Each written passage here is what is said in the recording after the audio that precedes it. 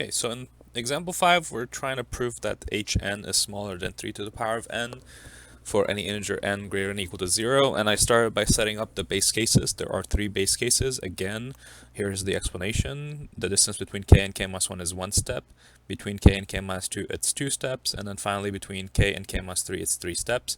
The largest one is 3, so that means we are going to be doing 3 base cases. So that's why you're seeing n0, 1, and 2. 3 base cases. So what are we proving? We're proving that every term in the sequence is smaller than 3 to the n. So for example, when n is 0, we get h0, which is 1, that's given to us, and we have to test out if 1 is actually smaller than 3 to the power of 0. So I checked what the value of 3 to the power of 0 is, and 1 is less than or equal to 1. So this is actually true. So far so good. It works out, and great. The next step is to check that the same theorem holds for n equal to 1. I calculated h1. Well, actually, it was given to me, so I didn't have to work for it. And I calculated 3 to the power of 1, which is 3. And again, notice how 2 is less than or equal to 3. So that's great. And finally, same thing holds for the third base case. So far, the base cases are all true. And let's look at the inductive hypothesis and what we have to assume and what we have to show. So here we have to suppose that hk is less than or equal to 3 to the power of k for every integer n equal to 1, 2, 3, all the way up to, actually starting from 0, 1, 2, 3, all the way up to k. So there we go. And so this means that we're assuming that hk is less than 3k and hk minus 1 is less than 3k minus 1, and so on and so forth.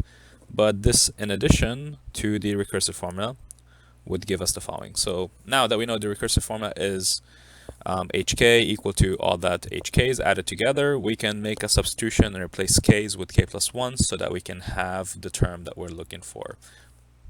So there we have it, folks. The hk plus 1 is now equal to hk plus hk minus 1 plus hk minus 2. This was because I'm replacing the k's with k plus 1s in all of these formulas, and I would get the new one basically. So now each one of those individually, it's smaller than its 3k or smaller than 3k minus 1, and so on and so forth.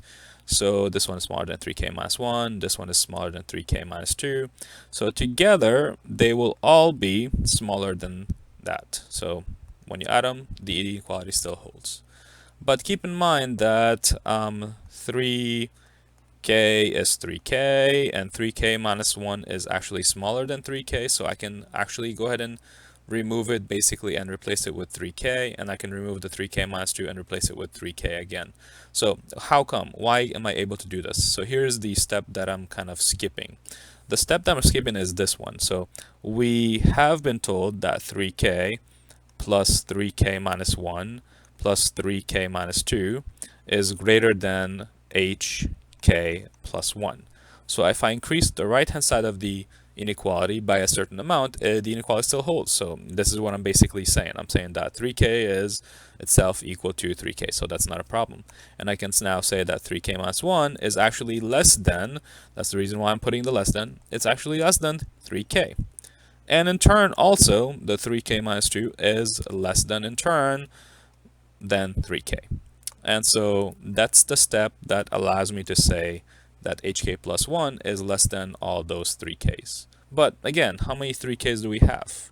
We have 1, 2, 3 of them. So in other terms, what we're saying now is that hk plus 1 is less than or equal to 3 of the 3k's. But this means that hk plus 1 is less than 3k plus 1, which is what we wanted to show in this problem. So QED.